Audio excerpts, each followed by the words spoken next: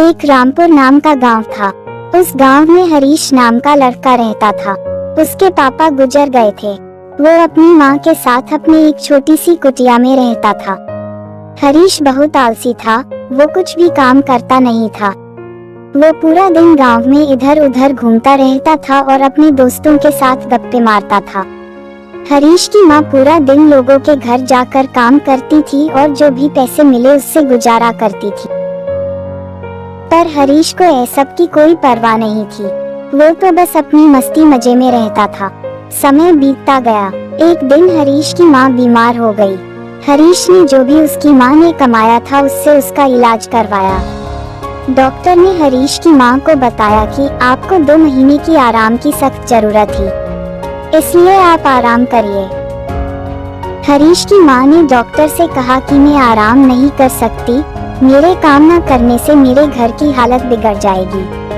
पर डॉक्टर ने कहा कि जो भी हो, लेकिन आपको आराम की जरूरत है, नहीं तो आपकी तबीयत और बिगड़ सकती है।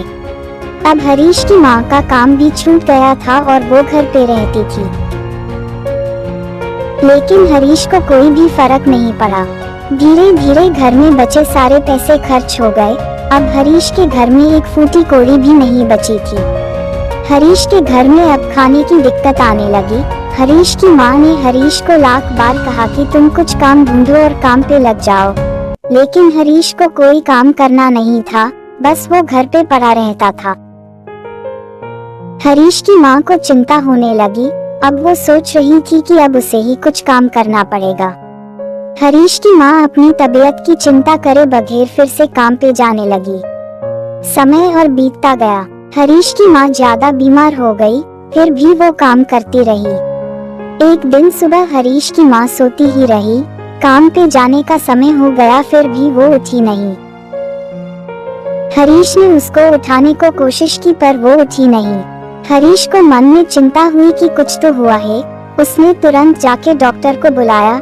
डॉक्टर ने आके चेक किया, फिर हरीश को कहा कि अब तुम्हारी माँ नहीं रही, वो अब इस दुनिया से चली गई है। हरीश ये सुन के जोर जोर से रोने लगा। हरीश के पास एक भी पैसा नहीं था। उसने अपने एक दोस्त से उधार लेके अपनी माँ का अंतिम संस्कार किया। अब हरीश के घर में खाने के लिए कुछ भी नहीं बचा था। वो धीरे धीरे घर का सारा सामान बेचने लगा। ऐसे करते करते घर का सारा सामान खाली हो गया। हरीश को गांव में कोई दुकानदार भी कुछ उधार नहीं दे रहा था, क्योंकि सबको पता था कि हरीश आलसी है और वो कुछ भी काम करने वाला नहीं है। धीरे धीरे समय चलता गया। हरीश बीमार पड़ गया। वो कमजोर हो गया। उसने कई दिनों से खाना खाया नहीं था। उसके पास डॉक्टर को दिखाने के पैसे भी नहीं थे। गांव में से भी कोई उसकी मदद के लिए नहीं आ रहे थे। अब हरीश को सब याद आने लगा कि जब उसकी माँ बीमार थी तो वो ऐसे ही घर पे पड़ा रहता था। अगर वो काम करता तो आज उसकी जिंदगी कुछ अलग होती, घर में खुशियाँ होती। उसको बहुत पछतावा होने लगा। उसको अपनी माँ की याद आने लगी जो उसको खाना खिलाती थी, उसको अपनी इच्छा पूरी करने के लिए पैसे देती थी। वो अपनी खटिया पे बैठ के जोर जोर से ये सब याद करके रोने लगा। उसको समझ में आ गया कि उसकी माँ की वजह से ही वो इतना आराम से जी रहा था, पर तब उसने कुछ कदर नहीं की थी। उसकी माँ ही थी जिससे उसका घर चलता था। ये सब बातें हरीश पे बहुत गहरी चोट देने लगी। अब हरीश ने सोचा कि वो भी काम करेगा और अपनी स्वर्गवासी माँ से अपनी गलती का प्रायश्चित करेगा। हरीश अब काम पे जाने लगा। अभी तो वो बीमार था, इसलिए वो ज्यादा काम कर नहीं सकता था, लेकिन जितना बनता वो उतना काम करने लगा। धीरे धीरे हरीश के घर में पैसे आने लगे। उससे हरीश ने अपना इलाज करवाया। अब वो ठीक था और ज्यादा काम करने लगा। वो मेहनती हो गया था। वो पूरा दिन और रात काम करने लगा। धीरे धीरे घर में सब सामान लाने लगा। कुछ साल बीत गए। हरीश ने अपनी कमाई से अपने घर को एक बड़ा घर बना दिया और अपने घर के आंगन में अपनी माँ का एक स्मारक बनाया। एक दिन अपनी माँ के स्मारक के पास गया और रोने लगा। वो रोते रोते बात करने लगा, हे माँ, जब मेरे पास सब कुछ था तब मुझे कुछ समझ नहीं था कि ये सब तुम्हारी वजह से था और मैं बस ऐसे ही उसको उड़ाता था। ना मुझे काम की चिंता थी, ना अपने घर की और ना ही तुम्हारी। तुम मेरे लिए रोज काम करती थी, तबीयत खराब थी फिर भी तुम मेरी चिंता करके काम करती रहती थी। अब तुम नहीं है तब मुझे एहसास हुआ कि तुम कितनी महान थी और मैं कितना मनहूस और पागल। आज मुझे तुम्हारी बहुत याद आ रही है। हरीश की आंखों में से आंसू रुक नहीं रहे थे।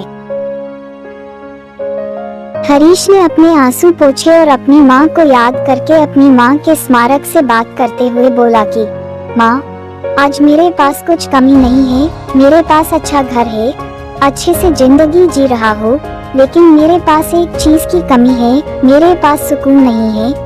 मेरी ये खुशियाँ जिसके साथ बांटूं, वो मेरी माँ आज नहीं है। और हरीश की आंखें भर आई।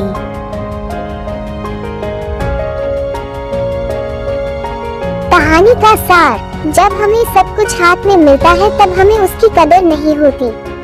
हमारे माँ बाप हमारे लिए दिन रात एक ऐड कर देते ही क्योंकि हमारा भविष्य सुरक्षित हो। हम हमारे माँ बाप की खुशियों का ध्यान रखना चाहिए, उनकी आर्थिक स्थिति हमें पता होनी चाहिए। अगर वो हमारे लिए कुछ भी कर सकते हैं तो हमें भी उनकी उम्मीदों पर खरा उतरना है और हमारे पास जो है उनमें खुश रहना चाहिए। हर रोज ऐसे ही नई कहानी को सुनने के लिए इस चैनल को लाइक करो, सब्सक्राइब करो और शेयर करो।